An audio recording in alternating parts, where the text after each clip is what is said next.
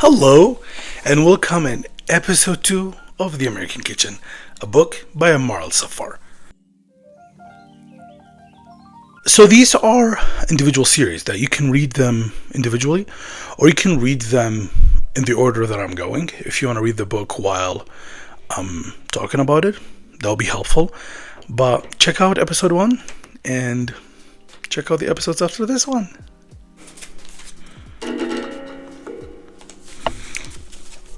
We're at page 42 today. A delicious piece of the bread. I had a dream that I didn't want to have. It was scary, cold, and disgusting. The dream was about a big fire happening in my neighborhood. The dream started with the bakery by my house getting burnt, and then the people in the place were hurt. I didn't understand what it meant. People interpret dreams differently, and I didn't want to learn about it, so I pretend it didn't happen. The next day I heard shooting. It was loud, and it woke me up from a sweaty nap. That was the moment that I knew my dreams had come true. I knew the people over there were getting hurt. It was my fault that I didn't warn them. There was a butcher next door to them, and the butcher's son was angry. He got on top of his car and started shooting randomly. I remember everyone there waiting to get shot, but we understood what he was doing. It was an act of revenge, and we should accept his reaction. That's what one of the men standing over there said. I couldn't sleep that night. I felt I was being hunted by innocent souls. I felt I was the one in charge of saving their lives. I was not trustworthy. I shouldn't dream about them. June 2006. I had another scary experience with dreaming. This time it was about a family member, my uncle Muayyad. I dreamed about him standing in the middle of a room getting ready to leave. He said, "Goodbye." Then he told his wife that Ammar will be in charge of the house. He left. The next day I wanted to tell him, but I couldn't. I told everyone, and they didn't believe me, that Thursday Uncle Muayyad got killed. His death was one of the main reasons we were approved to get a visa to the USA. Because of him, we applied years later, since it was not a choice to apply immediately, because we didn't have access to the American embassy in Baghdad back then. We used his story to get a visa. I couldn't have saved his life if I warned him, and that could have changed my present. It could have made my story in Iraq and not be able to get a pass to the USA. I didn't save him. He died on June 26th, 2006. May Allah rest his soul in peace. Summer 2008. I was dumping the trash by our house in front of the same bakery that I dreamed about. While I was throwing the trash, 2 cars passed by. I didn't question the way they were chasing each other. I didn't care why they were fast. Then I heard a gun. It was not loud, but I knew it was a gunshot, and I had to look. The 2 cars were close to each other. The car that was being chased had a guy hanging out of the driver's door.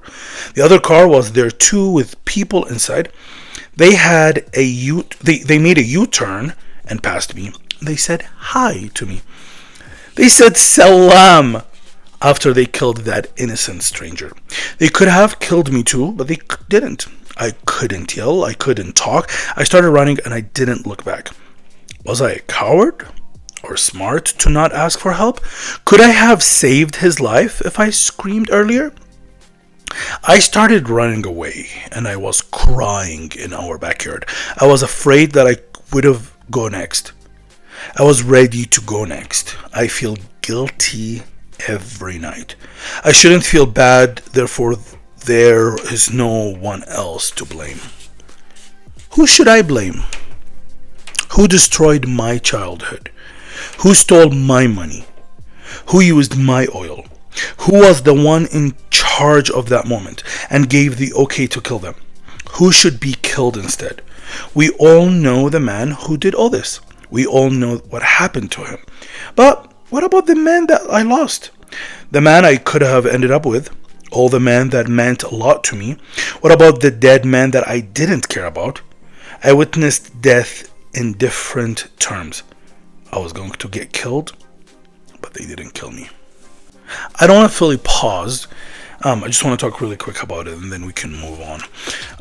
But that dreams, I used to have a lot of dreams about either death or something dangerous happening or something dangerous is going to happen. And somehow it happens. Dreamed my uncle will die. Less than a week later he died. Still remember his door for the house he was living in was open, and there was a light, and he was standing in front of the door, and it's me and his wife.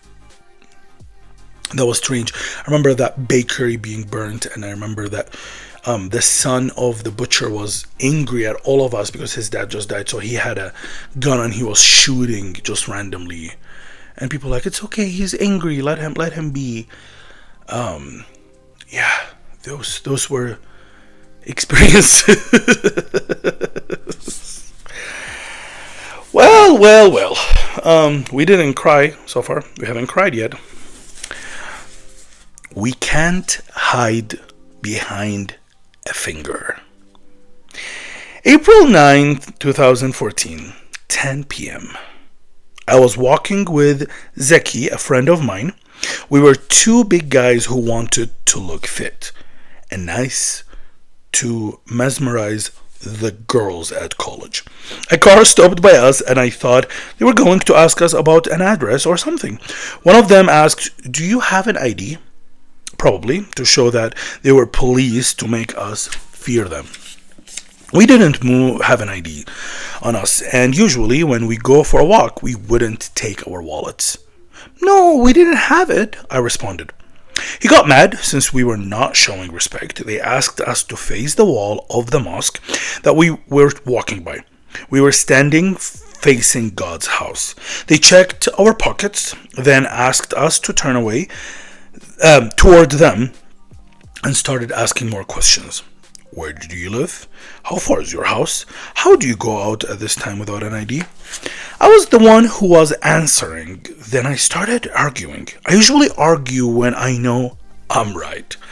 He got angrier and he asked his two other guys to handcuff us, but they couldn't since we both were big dudes. Then they both tried to drag us to their car. They couldn't. I was trying to scream at them. I couldn't. One of them started yelling at me. He started calling me names and cursing at me. "Ibn al-Khara! ما يهمك! لك شكلك ما تخاف!" He pulled his gun and hit me on the head with the barrel. I was shocked. Zeki started tearing up, and that woke me from the nightmare that I felt I was in, which made me face the shockingly creepy reality. The leader asked us to face the wall again, but this time the voice was angrier. "وجهكم حال الحياة استبروا لي عن والديكم." I heard the gun cock, and that's when I knew it was the end. I was ready to get killed. Then I started hearing Zeki's prayers. He started asking God for an easy ending. I started thinking, should I start praying too? Am I ready to see Zeki covered in his blood? Who will go first? The only thing I wanted at that moment was to be killed first. I didn't want to see my best friend die in front of me. Fortunately, a car passed by, and that is what stopped them from killing us.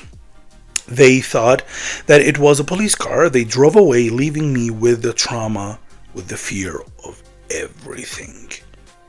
They left me with the trigger that triggered the tiny little boy inside me who was not ready to survive that moment.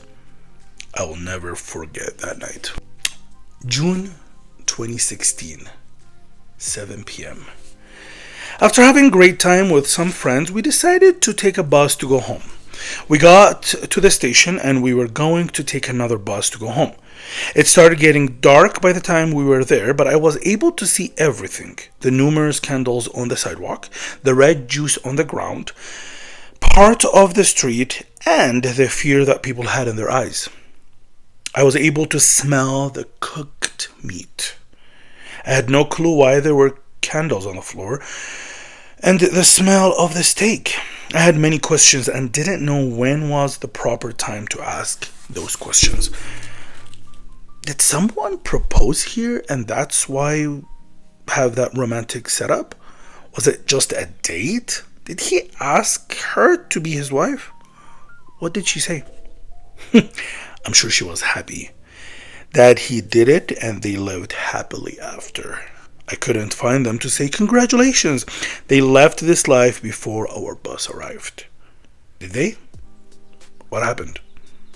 I wanted to ask. I was afraid to ask. It was a bomb. There was a man who exploded at the place 20 minutes before we arrived. His body parts covered the sidewalk where we had to pass to get to the other bus. The blood was so sticky that my shoes didn't like the texture. My nose didn't enjoy the scent. I was not afraid of it. The bomb already happened. I was worried that they would close the street and I would have to wait forever. I was not interested in staying on that street anymore. I was not afraid of the blood. It was not a romantic scene. It was a disaster. July 3rd, 2016. It was a Sunday. I usually get paid on Fridays, but because I didn't get paid that Friday, I decided to stay home. It was Ramadan. It's the month that we fast from sunrise to sunset. During Ramadan, I spent the days at work and the night with friends outside at some places. But I went to bed early that night. In the middle of the night, I started getting messages and an uncountable numbers of calls from everyone. I didn't know what was going on. People started asking if I was alive. I was lost, scared, and confused. I started questioning my existence. Did I die? There was a huge bomb. It was more than just a bomb. It was a human catastrophe. I visited Karada 100 times and I have customers there. Karada was one of the cities that people used to visit after breaking their fast. And during the last week of Ramadan, people go there to buy clothes for Eid. Buying new clothes for Eid is a tradition that we all follow. That night, many souls headed to another life. That huge explosion made me finally start accepting reality. Because of it, I was more than ready to leave. I started accepting that our Baghdad exists only in the pages of books. Baghdad is the city of poetry and poets, but that is just in our heads. Baghdad has been dead for more than 6 centuries. Lagula Zaxi, the last king of Uruk, took the last piece of goodness with him and left Mesopotamia to us to deal with the damage. He left and we changed the name to Iraq, and probably that's what caused the issue. We should have left the name the way it was. The name Iraq is cursed. The land is poisoned. The blood that feeds the plant was drunk by our leaders with our tasty meat. And it was digested on a fancy table that was made from our broken bones. Wow. So that bomb was not the first or the last, but it was the one that made me seriously realize that this is a messy situation. I was 22. I was hanging out with friends. I'm talking about the first bomb, the one with the bus station. And I seriously arrived at the bus station it was like dark-ish, and I did not understand what's happening. I was like candles on the floor and blood, and when did this happen? When did people have the time to come and put candles? Why there were candles that soon? I still don't know what happened. But that was messy. And then the second one that had so many people that died. I was at that place every single day for Ramadan, but I didn't get paid for some reason that day. My boss did not give me my pay check cash. And that day I could have died. And I don't know how I survived that one. So yeah. It's not a joke. It's not easy. It's not easy. Intoxicated. Men come in different shapes. Men have an ugly shape. Men come to ruin everything. Men think they own everything. Men have all the opportunities. Men don't use their privilege. Men are men. And I don't like men. Saddam was the man. He was our papa who was loved by us for 30 plus years. We had to love him, otherwise the fish would have us for a great meal for the following days. They had a grinder by the river to get rid of whoever protested or showed interest to get rid of Saddam and his men. Yes, they had a machine that was connected to the river. The river that we drank from every day. We gave Saddam our men and we had to sacrifice our children, hoping that he would give us a better future. All that was from 1979 to 2003, and this man had done everything he could to kill the peace. He was a super help to the neighbors. He was a great support to the stranger, but he left his people. He killed Iraqis. He believed that we could survive. Iraq before 2003 was like North Korea today. We spent years watching Saddam having his gorgeous meetings with a huge fountain in the middle and fruits on the table while we didn't even have clean water to drink. We believed that he would be there forever. We wanted it to end, but we didn't know how. Uday Saddam Hussein was worse than his dad. The stories about the boxes that he locked the soccer players in when they lost the game were terrifying. I heard once that the boxes looked like a coffin. The player had to keep standing all night. Otherwise, if he tries to lean forward or backward, he would get stabbed by the needles the box had inside. I'm not mentioning how gross Uday was. He was a rapist, he was a sick person, and there was a possibility that he could be president after Saddam. Saddam and his family went crazy, and it got out of hand. But George W. Bush came to be our next man and changed the game. Bush upgraded our stakes from being an economic blockade to having a civil war. That gorgeous moment created another man. It created another Baba to most of the Iraqis, Muqtada al-Sadr. The one took the biggest share. He stole what was left. He was made to take it. He was there to be the leader, and he succeeded. He made an army, Mahdi army. They did a lot, and because of them, another sacrifice happened. The Mahdi army, considered Shia, was a group of teenagers with guns and no rules to follow. There was no law or government at that time, and they did whatever they wanted. It was not a militia, they were a gang. Another group of men had to die because of them. The religion, which was brought by men, was the main reason these men died in 2006. When Muqtada and the Mahdi army killed others, Sunnah and Shia were just fighting each other. God let all these men be killed under his umbrella. 2006 was the craziest year we experienced in modern history. We experienced a loss of millions of people, and we still pay for some stupid actions. Muslims were fighting each other and killing whoever didn't have the same faith. Men throughout history did horrible things. We have had dictators, kings, leaders, and men. All these males killed other men for power and benefit. That's what men do. They either kill to get what they want, or they abuse to feel powerful. They created this issue that led all of us to suffer, and they are still making more problems and issues for our poor children. And that made me start having some questions. Who was proud to be born as a man? who dreams to be like his father, who was born without a daddy issue, who likes to remember what his dad has done to his personality, who was not jealous because his dad had a favorite child and it wasn't them. Dad was one of those men. He always tried to get on my nerves when I was a young boy. He let all the men in his life treat me the same way. Uncles had always pushed me down, and relatives always made fun of me. Ammar.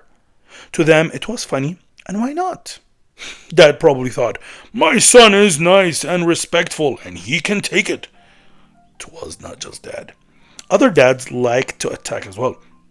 They wanted to do to you what they can't do to their children. I'm not talking about the kink that your top daddy likes to do with you. One day I had some issues with my ear, and my mom took me to a doctor, and he refused to treat me because I was chewing a gum. He refused to treat a patient because he was offended as a man. He felt disrespected because of the gum. I didn't have a great high school life either. I was attacked by my classmates. I was called names. My friends and I were called Noon and Niswa, the feminine plural pronoun. It was impossible to prove that I am not a girl, I'm a man. They didn't care and kept using words to insult us and kept attacking us. The name Mustafa took a different step in my traumatizing life with men. There were two Mustafas who I can never forgive. I shall never forget what they did. The first one haunted me for a long time. He knew how he could mentally harass me and sexually attack me. He offered to give me a ride one night when he saw me walking from the supermarket to home, and he started harassing me. He had his hands in my shirt. I couldn't stop him at first. I froze. Then I threatened to jump from the car if he wouldn't stop. The next day I told my aunt, who told my parents. I shouldn't have. My family saw me as the victim. I was 16, so I was not a baby anymore. I stopped him from raping me, but I couldn't stop fearing him. I would take the longer route home just not to see him. I stopped going to the gym so I wouldn't see his face. It took me years to recover from him, and finally I was done until the other Mustafa entered my life. He was one of the men who I was willing to give my life to and let him be part of it and use me the way he wanted. And he succeeded in being the one. Not a good one. Mustafa was born 5 days before me. It was a sexy thing to say. At the time we became friends, he had no friends at all. We were going to the same college, but I didn't know him for the first 3 years of college. One day we had a protest at the college, and I saw a handsome man wearing clean shoes. I wanted to be friends with him. I knew a couple of people that he used to hang out with, and I became their friend to be able to get close to Mustafa. We started hanging out, and it was so nice at the beginning. I would feed him when we were sitting in the cafeteria. I used to call him my owl, and it was amazing. I couldn't sleep without the good night and the 4 kisses he sent me before he went to bed. I couldn't start my day without his nice warm hug he gave me. People started calling him Owl because of me. He started writing poems to me and singing to me. I didn't understand the type of friendship we had. I would look at his picture and start asking, is he just a bro? Can I feel that way toward a friend? We became friends on September 28, 2014. He complimented the way I looked and how skinny I became. I guess he likes skinny men. Mustafa stopped being my friend after he couldn't date my best friend. She said no to him. I was hurt, but my ego was too big to admit that I wasn't hurt. We stopped talking to each other on April 3rd, 2015. That day we had a conversation and he said, I feel bad for you. You are not going to have friends. People will not like you because we are not friends anymore. I had to give him a dramatic response. I change friends more than I change t-shirts. It was stupid. But I had to end it theatrically. I promised to forgive about him. I succeeded. But on March 29th, 2016, when I decided to get the papers that I needed before I came to the USA, I saw him at college. He failed 2 years and stayed at college. I was happy when I heard about his failure. We talked and he apologized. I asked for a hug and he gave me one that I won't forget. I was already a homo at the time. I thought we could work and become partners. I was full of dream boy. I left Iraq and didn't say goodbye, but we kept talking. In August 2018, I decided to confess to him. I said, I love you and I'm gay. He responded, I knew a long time ago, but I couldn't give you that love. That killed me. I stopped driving, then Peachy, a friend of mine at that time, grabbed my phone and blocked him. She started telling me he was stupid. She was trying to comfort me.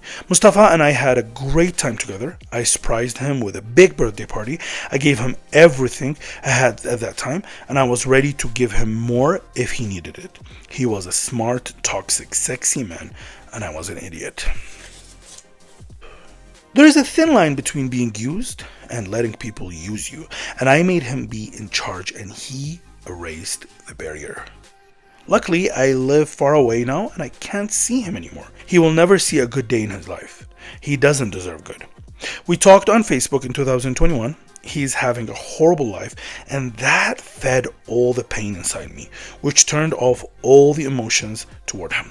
I'm officially done with him. The part of stupidness was over, and I learned from my mistake. It was over. He is over.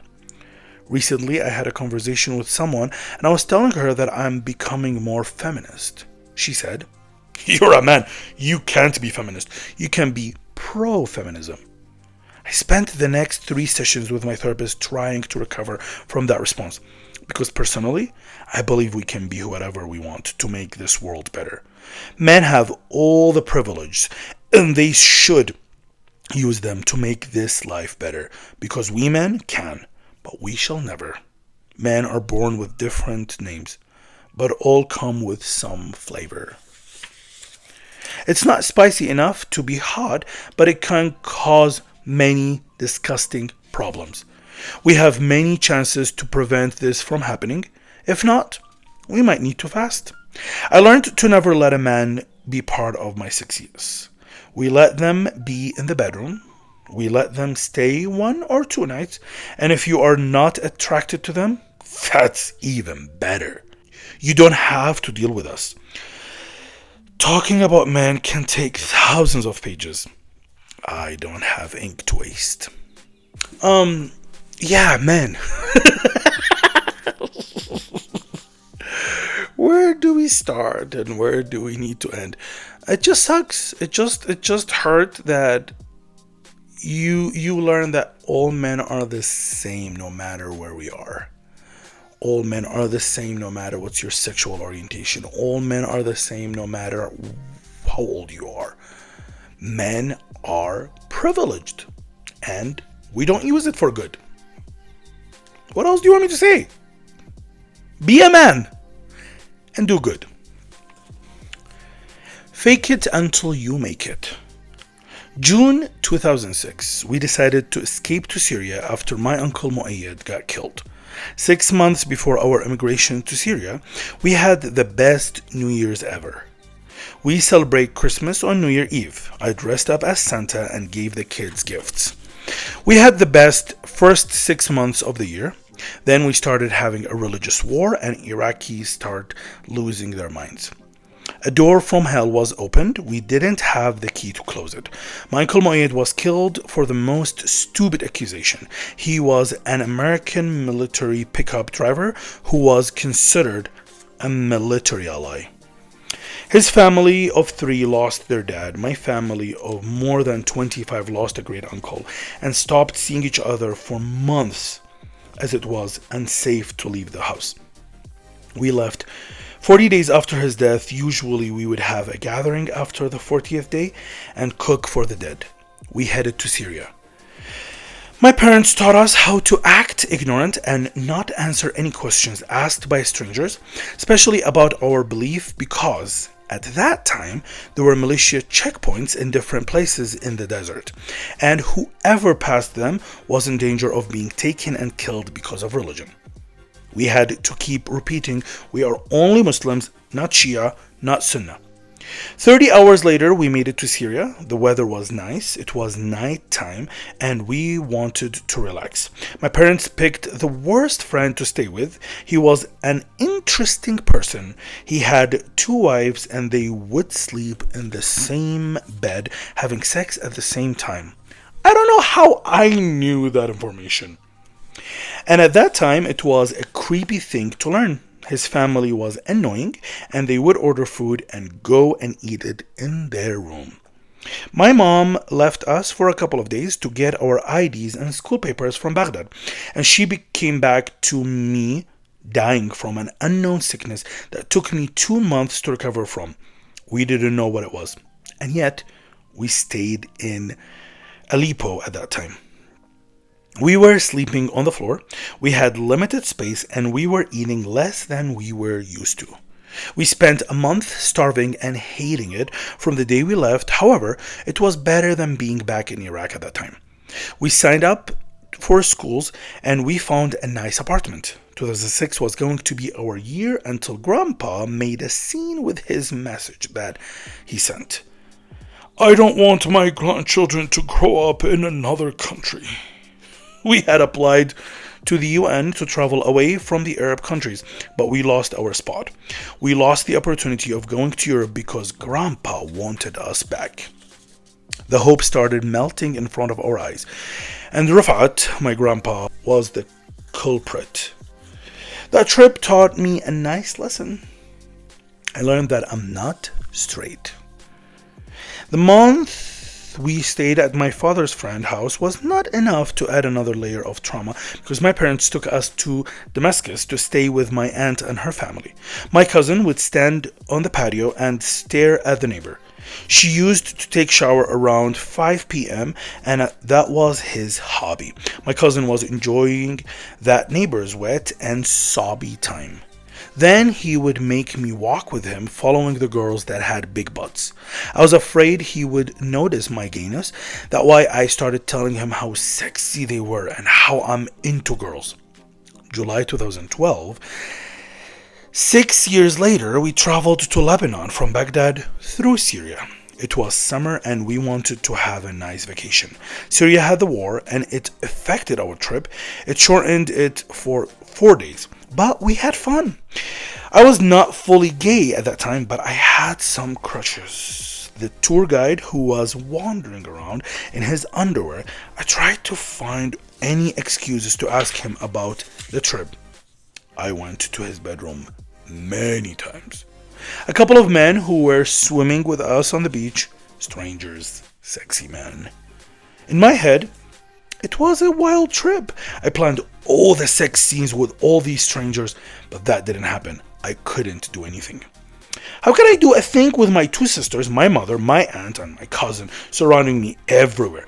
I had to fake my interest in the sexy girls swimming in their bikinis with us so they wouldn't be suspicious. My mom bought it. I don't think any of the guys I was hitting on believed me trying to be straight.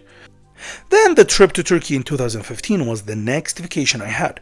I had my first kiss, had sex, and experienced anything and everything in between. It was a trip where I couldn't fake it anymore. I decided to come out after that vacation. I made it back to Baghdad and I started faking it again. My dad asked, "How are the Turkish girls?" I had to lie again. Being a liar is not a bad thing. The bad thing is to believe your lies. Being single is not horrible, but starting to look for a wife when you know your little thing is not going to assist you that night is terrifying. When people were asking me, when are you going to get married? My answers were, after graduation, after I go to America. I'm not ready. I don't have money. They never got that I was saying, I'm super gay. Faking is interesting. Faking can be fun. But after using all the energy and wasting all the power, you hate yourself and want to let the words go out. I'm not who you think I am. I will never be who you want me to be. I don't care if you find out the real me. I don't know the real me.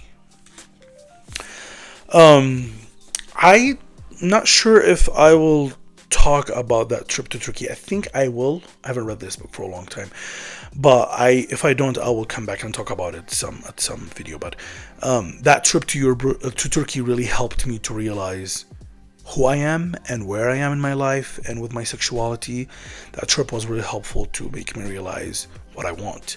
I was ready to come out. I was ready to do everything. But the moment my dad asked me, how were the girls? I immediately went to like, oh yeah, they were hot. Oh fuck yeah, I did a lot. And it's like, I did a lot with men. Same with the Lebanon trip. I didn't do anything. I would go and knock on the tour guide room to ask him random questions, and he would be in his underwear or he would be with his towel, and I am just like staring at his towel. And yeah. So the night I got hunted. Back when I was young, we used to go to my uncle's Rad's house every Friday. It was our tradition, and it was fun for a long time until we stopped going because of the war. We didn't want to stop, but everyone was afraid to meet. They were afraid to get killed. In summer 2007, 4 years after the war with America and a year after the religious war, my mom took me and my sisters to a sleepover at Rad's house. They had some magazines laying on the table. The pictures got my attention. I wanted to read it because it seemed like an interesting magazine. There was a story on page 7. It was about a kid who survived. His family got killed and he escaped from being shot. My curiosity made me want to read more, to learn about his story. I started reading. This kid was with his family. They had a great night, just like what we just had. They went to bed.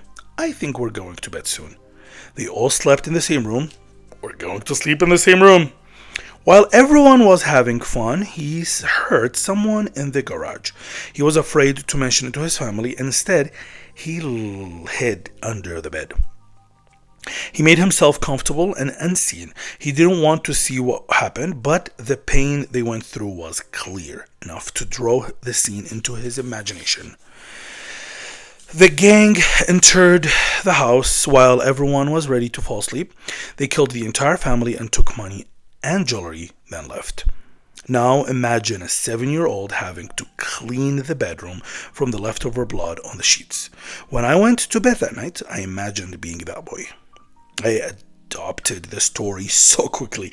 I decided to play the main character in that film. I started questioning if that happened to us and those gangsters walk in, would I do the same thing? I was wondering, how did he make these quick decisions in the middle of the night? I woke up the next day. It was not a peaceful night. I had a sound in my head that kept repeating all day, save yourself. No one will kill you. I was glad I didn't have to make that decision. It was a nightmare and I was grateful that it did not come true. A couple of days later, my mom went to visit Grandma, who lived by herself after her son Muayyid was killed. The rest of the family was unable to visit Grandma because she lived in a city that was controlled by some militias. Muntaha, my mom, never feared anything. Mom left her mother's house and ended up in a checkpoint that was created by some militia. They were looking for some Sunnis to kill. My mom is Sunni. She was in the line behind the other cars. They killed all the people in front of her. She witnessed the death of many people that day. When they got to her, they found that she was a lady. They let her go. They were trying to show her that they are gentle to womankind. That's why some of the terrorists used to wear women clothes to pass any checkpoint and to make it to the places that they wanted to bomb, because no one would dare to check a lady. Back in Iraq, being a woman was a privilege when it came to getting killed or not. And that brings us to the end of the first chapter, and that's episode 101. I hope you really enjoyed the first chapter and the last two videos. Please don't forget to leave a like, comment, please subscribe, and I will see you next Wednesday. Thank you so much.